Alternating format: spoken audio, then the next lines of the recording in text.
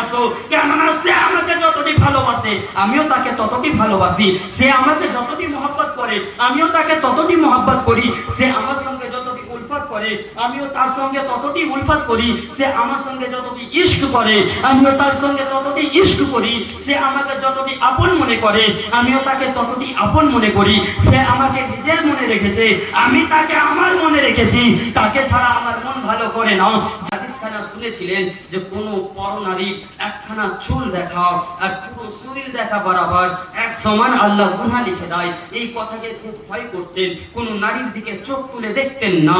আল্লাহ আল্লাহুস সামাদ কোন কাজের ক্ষেত্রে একটা অন্যজনের বাড়িতে গিয়েছেন, ওই সাহাবী রাসূল গিয়ে দরজায় আওয়াজ যেমনই দিতে যাবে, ঠক করে দরজায় যেমনই বাড়ি দিতে যাবে, দরজা পুরোটা খুলে গিয়েছেন বেরাদার, দেখছেন একজন নারী মাথায় কাপড় নেই, চুলকে ছিতরিয়ে দিয়ে ওই জায়গাতে বসে আছেন। আল্লাহ আল্লাহুস সামাদ সাহাবী রাসূল অঝর নয়নে কান্না করতে লাগলেন, আল্লাহ গো, ও আল্লাহ রাব্বুল আলামিন, আপনার নবী বলেছেন, দয়ার নবী বলেছেন যে কোন নারীর একখানা চুল দেখা আর সর্বশরীর দেখা বরাবর, ইয়া রাসূলুল্লাহ নবী গো, আমি নবীর কথা কেটে দিয়েছি, ইয়া রাসূলুল্লাহ, ইয়া আল্লাহ রাব্বুল আলামিন, আমি নবীর কথা কেটে দিয়েছি, নবীর কথার উপরে মেনে চলতে পারিনি, নবীর কথার উপরে কায়েম থাকতে পারিনি, ইয়া রাব্বুল আলামিন, কাল কিয়ামতের ময়দানে আমি নবীকে মুখ কি করে দেখাবো, এই চেহারা কিভাবে দেখাবো?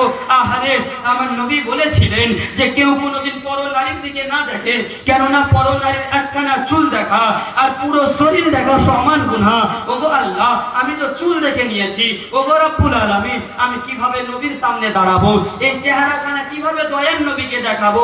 এই চিন্তায় চিন্তিত অঝর নয়নে কান্না করতে লাগলেন। কান্না করতে করতে মদিনাকে ছেড়ে দিলেন, ছেড়ে দেওয়ার পরে ওই মদিনা থেকে বেরিয়ে গেলেন, কোন এক জায়গায় চলে গেলেন।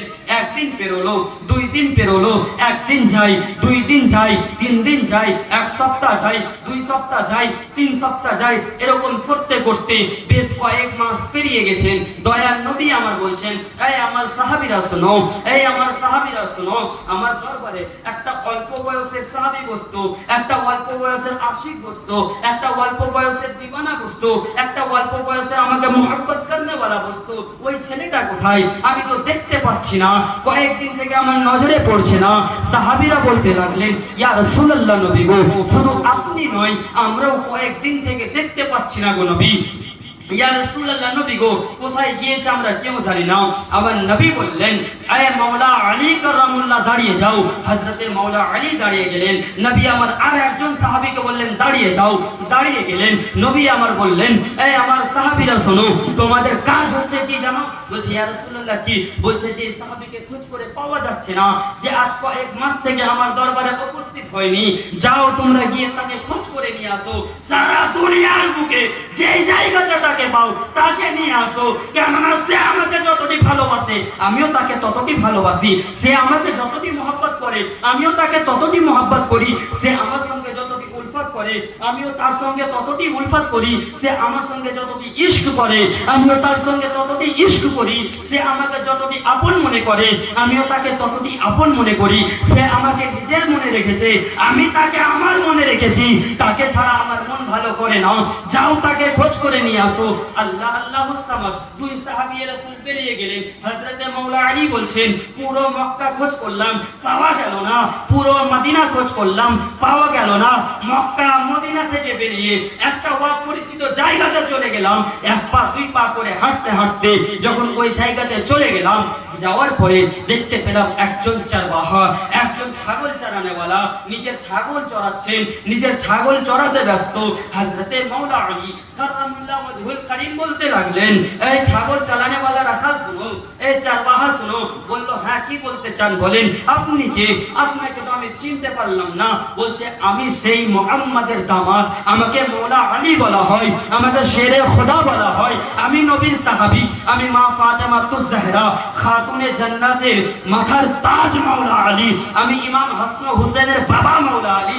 তোমার কাছে একটা কথা নিয়ে এসেছি, বলো তো তুমি এরকম কোন মানুষকে দেখেছো যে বয়স প্রায় 17 থেকে 18 বছর হবে, প্রায় 2-2.5 মাস থেকে খোঁজ করে পাওয়া যাচ্ছে না। এই জায়গাতে ওই মতো নতুন লোক কি কাউকে দেখতে পেয়েছো?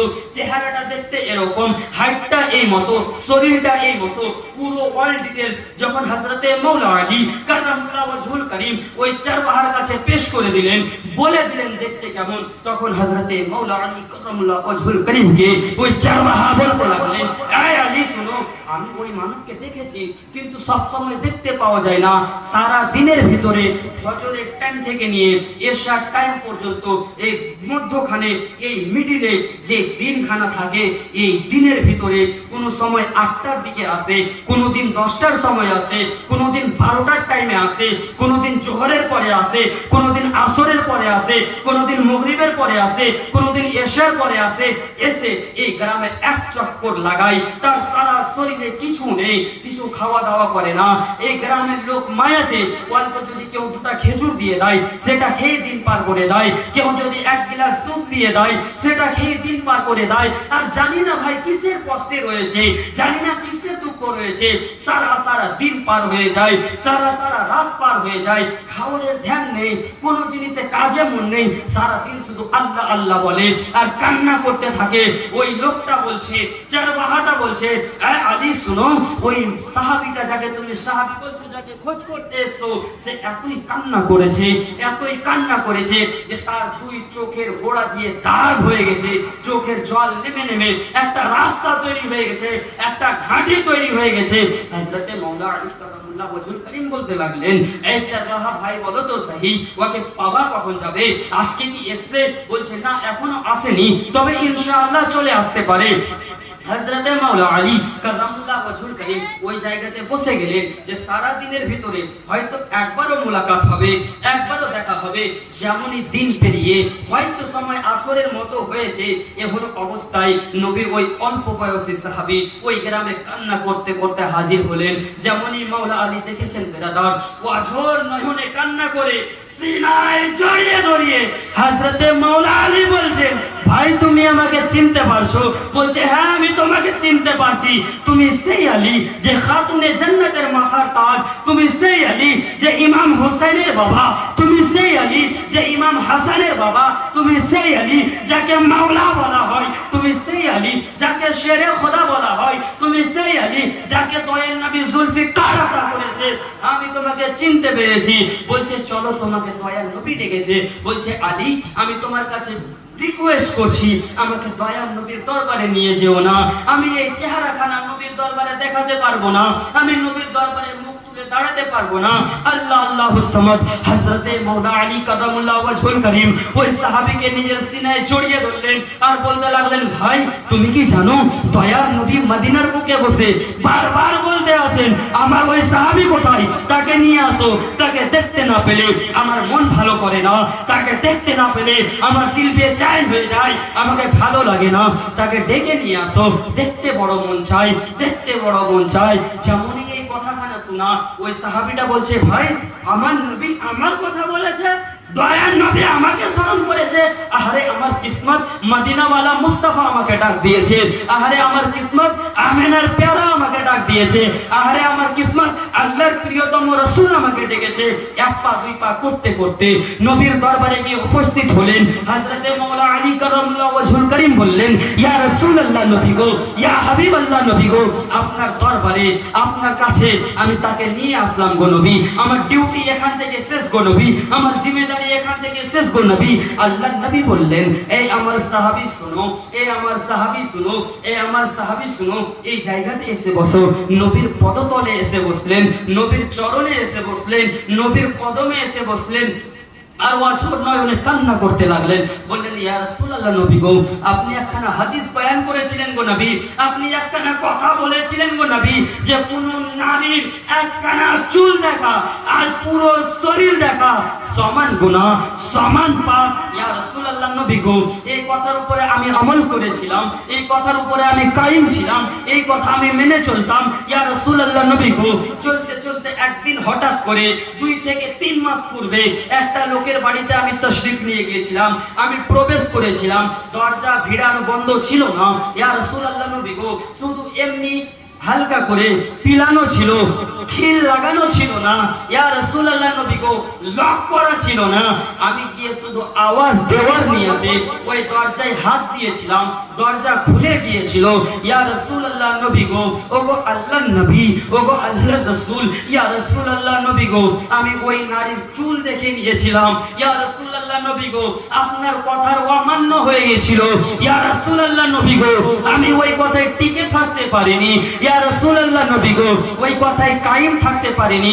ইয়া রাসূলুল্লাহ নবী গো, আপনার কথায় যখন কায়েম থাকতে পারলাম না, তখন আমি নিজেকে নিজেই বলতে লাগলাম যে মদিনাওয়ালা মুস্তাফার কথাই আমি কায়েম থাকতে পারিনি, মদিনাওয়ালা মুস্তাফার কথাই আমি টিকে থাকতে পারিনি।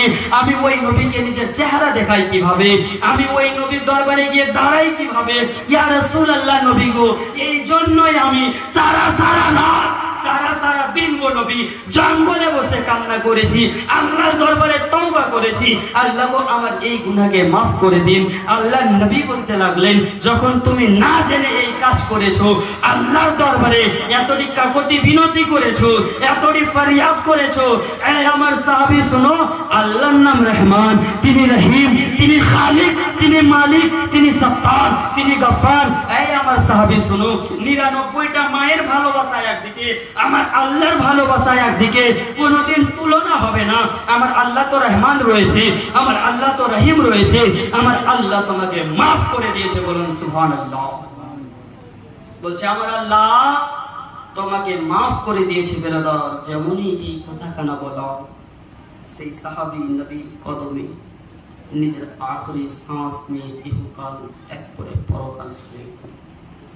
আল্লাহর নবী সরকারে দো আলম সাল্লাল্লাহু তাআলা আলাইহি ওয়াসাল্লাম নবী আমার ওই সাহাবীকে গোসল দিলেন, কাফন দিলেন। এবার দাফন করার জন্য যখন কবরস্থানের দিকে নিয়ে হাঁটতে লেগেছে, আল্লাহ আল্লাহ আল্লাহু আকবার কবিরা। নবীর প্রেম, ভালোবাসা, মুহাব্বত কাকে বলে, বা নবীকে ভালোবেসে লাভ কি, ফায়দা কি জানেন? আল্লাহকে ভয় করে সামান্য মেয়ে মানুষের একখানা চুল দেখেছিল, তার জন্য আল্লাহর দরবারে এতটি কান্না করলেন। তো আল্লাহ মার্তাবা কতটি দিয়েছে জানেন? তাকে গোসল দেওয়া হলো, কাফন দেওয়া হলো, দাফন করার জন্য যখন কবরস্থানের দিকে নিয়ে যাওয়া হচ্ছে, দয়ার নবী আমার ছোট্ট ছোট্ট করে পা ফেলছেন, জোরে পা ফেলছেন না, লম্বা পা ফেলছেন না, একটু একটু একটু করে হাঁটছেন। দয়ার নবীর দরবারে হযরতে ফারুকে আযম আসলেন, হযরতে মাওলা আলী কাররামাল্লাহু ওয়াজহুল কারীম আসলেন, বলতে লাগলেন, ইয়া রাসূলুল্লাহ নবী গো, ইয়া হাবিবাল্লাহ নবী গো, আপনি এত আস্তে কেন হাঁটছেন নবী, আপনি এত স্লো স্লো হাঁটছেন কেন নবী, ওগো আল্লাহর নবী আপনার কদম এত ছোট ছোট হয়ে কেন পড়ছে? আল্লাহ নবী বলতে লাগলেন, এই আমার সাহাবীরা শুনো, এই আমার আশিকেরা শুনো, এই আমার দিওয়ানারা শুনো, এই বান্দাটা, এই সাহাবীটা সামান্য ছোট্টখানি একটা গুনাহের জন্য আল্লাহর দরবারে সারা রাত কান্না করেছে, সারা দিন কান্না করেছে। আল্লাহ তাবারক ওয়া তাআলা রব্বুল আলামিনের দরবারে এই কান্নাটা এতই ভালো লেগেছে, আল্লাহ তাকে এতই পছন্দ করেছে, এতই পছন্দ করেছে, এতই পছন্দ করেছে যে আজকে তার জানাজাতে, আজকে তাকে দাফন করতে যাওয়াতে শুধু মানুষ নয়, আসমান থেকে আল্লাহর অগণিত ফেরেশতা এসেছে, বলেন সুবহানাল্লাহ। সুবহানাল্লাহ। আল্লাহর দরবারে তার কান্না এতই প্রিয় হয়েছে যে শুধু আমি না, আমার সাহাবী না, মদিনাওয়ালা না, এরা তো যাচ্ছে, সঙ্গে আসমান থেকে আল্লাহর ফেরেশতা এসে তার জানাজাতে শরীক হয়েছে, বলেন সুবহানাল্লাহ। আল্লাহ